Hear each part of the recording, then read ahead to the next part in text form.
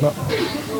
Ce que Marie-Pierre ne savait pas, c'est que Philippe et moi, on avait une petite conversation et que c'est lui qui va passer en premier. Voilà, je sais, la parole. Merci beaucoup. Salut tout le monde. Ça va bien? Il faut que je vous dise, c'est la première fois que je fais ça, donc je suis un petit peu nerveux. J'espère d'être à la hauteur de celles qui vont me suivre, que je vais mettre la table à la hauteur de la grandeur de la personne qui va donner la conférence sur la compassion. Depuis juin 2019, j'ai reçu un diagnostic de la maladie, la sclérose latérale amyotrophique. Ça, c'est un mot qui fait peur, mais c'est aussi un mot qui ramasse beaucoup de points au Scrabble. Il faut prendre 2 lignes pour l'écrire. C'est de là que le Ice Bucket Challenge est arrivé. On en connaît aussi sur la maladie de Lou Gehrig. Cette maladie-là, je vais vous expliquer un petit peu ce qu'est la maladie, puis ensuite de ça, on va passer par quand j'ai reçu le diagnostic et tous les effets que ça a eu. C'est ça. C'est une maladie qui attaque les motoneurones, donc les neurones moteurs du corps, qui apporte une dégénérescence musculaire. Donc, présentement, moi, ça attaque les bras. Il y a différentes formes. La forme la plus courante, c'est que ça commence par attaquer les muscles des jambes. Moi, ça attaque les bras, puis ça se propage dans le reste du corps. Il n'y a aucune médication, il n'y a aucune façon de renverser la vapeur.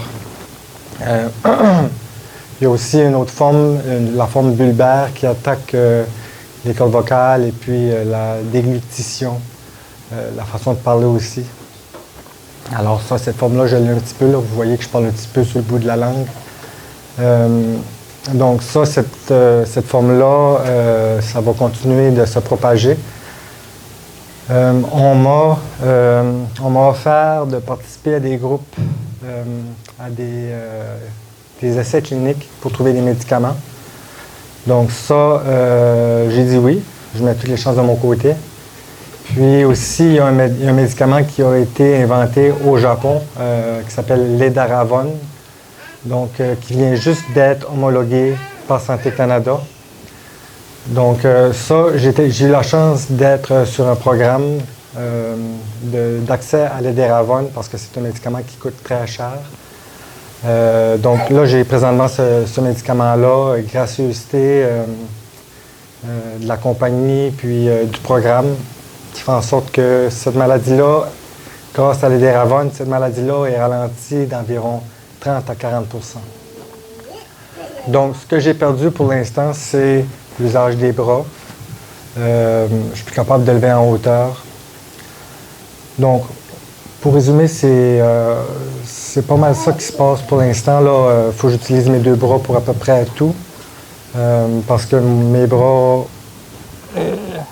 j'ai aucune teneur. Bon. Pour ma part, quand j'ai reçu le diagnostic, moi, je suis un gars qui est de nature positive. Donc, j'ai regardé le médecin puis je lui ai dit, donc, vous venez de me condamner à vivre.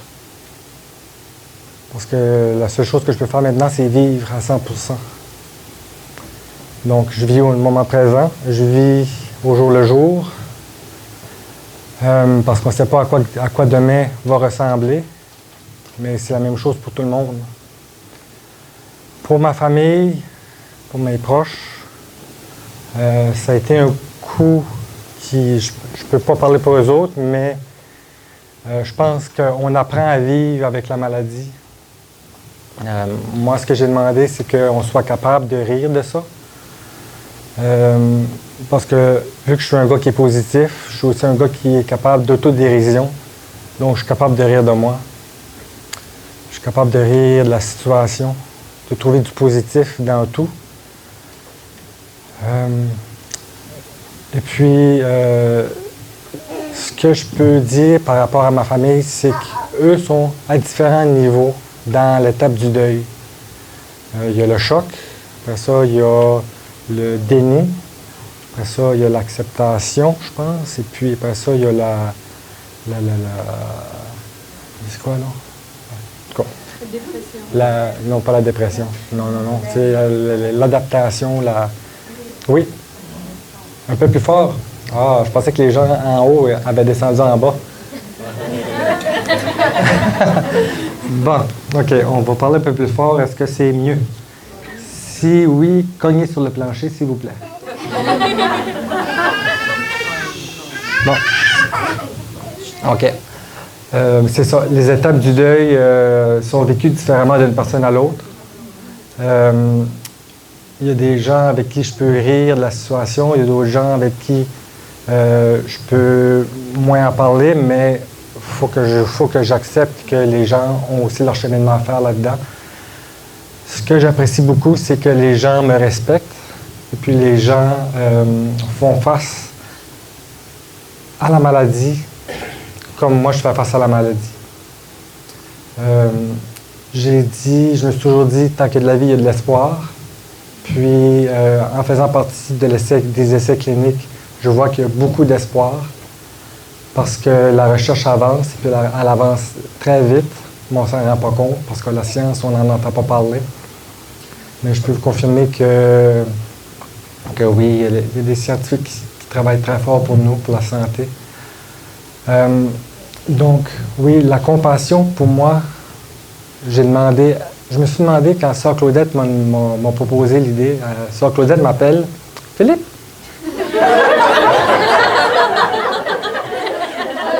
Oui, Philippe? Est-ce que tu aimerais venir à une soirée sur la compassion? Ben oui, Sœur Claudette. Je vais aller faire je vais y aller. J'aimerais que tu fasses la première partie.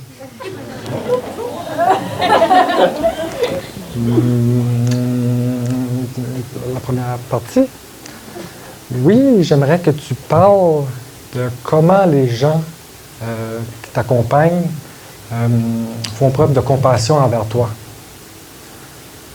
OK. Je te donne 15 minutes.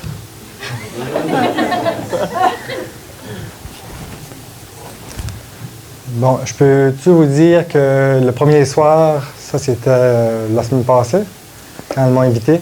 Le premier soir, j'ai pas dormi. Je me suis dit, bon, comment je parle de ça? J'avais 50 voix, je m'étais dit, je vais faire des dessins au tableau, je vais apporter des objets. Parce que pour moi, un objet qui représente la compassion, c'est ma brosse à dents électrique. Parce que c'est un membre de ma famille qui me l'a donné. Quand on a reçu la nouvelle, c'est sûr que là, on était tout sous le choc, mais on voyait très bien que mes bras perdaient de la force, perdaient leur fonctionnement. Donc là, ma sœur, qui se connaît bien dans le domaine, elle m'a acheté une brosse à dents électrique parce qu'elle savait que je n'étais plus capable de me brosser les dents autant bien qu'avant. Puis qu'avec une brosse à dents électrique, j'allais être capable de garder mes dents jusqu'au bout pour pouvoir marcher, pour pouvoir bien manger. Pour moi, la brosse à dents, c'est un beau signe de compassion, un signe qui est physiquement qu'on peut voir. Mais pour moi, la compassion, ça se dessine aussi par la présence des gens autour de moi. Que ce soit un appel, que ce soit une offre pour faire une activité, que ce soit pour des rides. Parce que pour aller à Montréal, je pourrais conduire, mais je serais un danger. Donc, vous savez, vous voyez, j'essaie de rire, j'essaie de trouver des façons de tourner ça en positif, même si c'est dramatique, parce que le médecin, quand il m'a dit ça, quand je lui ai dit, là, comme ça, vous vous me condamnez à vivre. Il me dit, ouais, mais c'est fatal. Mais la vie aussi, elle est fatale. On va tous mourir. Je vais peut-être mourir un petit peu avant vous autres, là. Mais c'est ça, je lui ai demandé, OK, ça c'est le pire, mais c'est quoi le mieux? Fait que là, il était un petit peu désemparé parce qu'il n'est pas habitué de se faire poser cette question-là, c'est quoi le mieux? Fait que là, il dit, bon, ben, ça peut être, on va faire passer des tests, parce que là, il a été en élimination pour éliminer toutes les autres possibilités. Et ça s'avère que j'ai effectivement la sclérose latérale amyotrophique. Il y a plusieurs Y, hein. N'oubliez pas ce mot-là pour le Scrabble, encore une fois. Ça vaut cher. Qu'est-ce que... Y aurait-il d'autres choses que je voudrais ajouter? Mais... Non? Bon. Je suis toute seule là-dedans, là. Il n'y a personne qui peut m'aider, là. Y aurait-tu des questions ou... avant que je continue? Je le sais que c'est quelque chose qu'on n'entend pas souvent parler. Le Ice Bucket Challenge a mis un petit peu la maladie sur la map. Mais ce que je peux vous dire d'autre, c'est que le soutien que je reçois des gens qui préparent des repas pour nous. Parce que aussi, le fardeau que j'ai perdu mes bras, ben, je les ai encore, là, mais leur fonctionnement est vraiment moindré de beaucoup. Il y a plusieurs tâches à la maison que je ne peux plus participer, que je ne peux plus faire. Donc ça met beaucoup de poids sur les épaules de ma conjointe. Et puis, ça fait comme un effet domino, donc les enfants s'en ressentent un petit peu aussi, mais on est tellement bien soutenus par notre entourage. Souvent, on a des soupers ou même déneiger l'entrée avec la neige ou faire des tâches comme ça que je